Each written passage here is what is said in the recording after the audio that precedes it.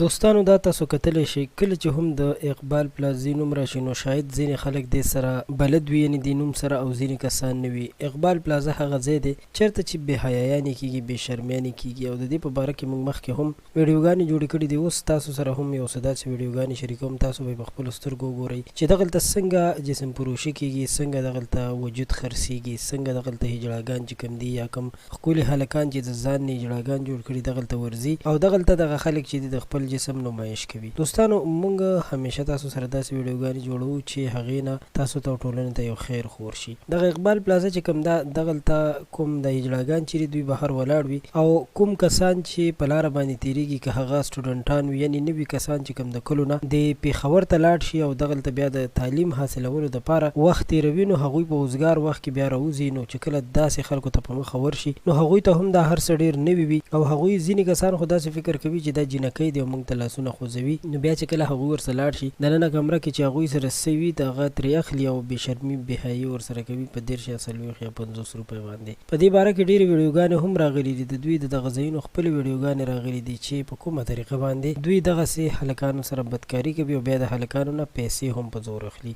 نو لهذا د پېښور کوم ادارې چې دي یا کوم پولیس والا دي او کوم ډي ای جي وغیره د خیبر پښتونخوا، هغوی ته خواست کوو چې پېښور یو مین کیپیټل دی د خیبر پښتونخوا، او په هغې کې داسې قسم بې حیایانې چې دي دا هېڅکله هم یو پښتون ته قابل قبول نه دي. بل هغه خلکو ته هم وایم چې کوم کسان ودونو ته دا خلک بوځي نو دا بالکل مه بوځئ.